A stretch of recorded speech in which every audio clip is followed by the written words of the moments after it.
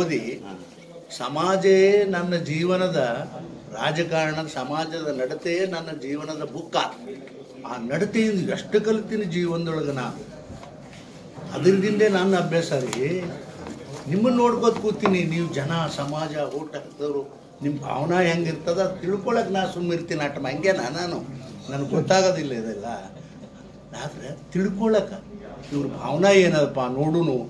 ನೀನೇ ಮಂತ್ರಿ ಆಗಿದ್ರೆ ಜಿಲ್ಲಾನ್ಯಾಗ ಕೇಂದ್ರದಾಗ ಎಷ್ಟು ಬಾಜಿ ಭಜಂತ್ರಿ, ಎಷ್ಟು ಜನ ನಿನ್ನ ಅಪ್ಪಗಳವರು.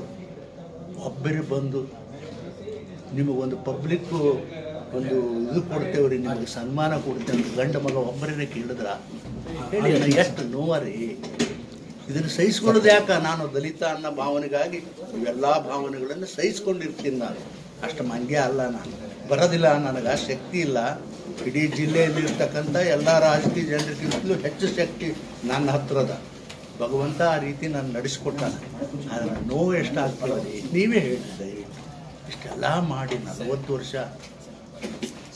ನಿಮ್ಮ ಇದುವಾಗಿನೇ ನಾನು ದಾಸನಾಗಿ ದುಡಿದಿದ್ದೀನಿ. ಮನಸ್ಸು ನೋಯಿಸಿಲ್ಲ, ಯಾರಿಗೊಬ್ಬರಿಗೆ ಕೈ ಒಡ್ಲಿಲ್ಲ.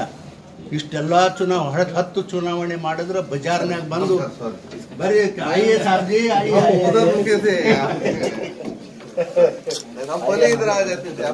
नहीं नहीं वो क्या हो गया हमारा नहीं, ये हमारा फ्रेंड्स लोगों ने क्या बोला सर वो आता कहीं को जाना स्वामी जी का वो थोड़ा ये है प्रेस कॉन्फ्रेंस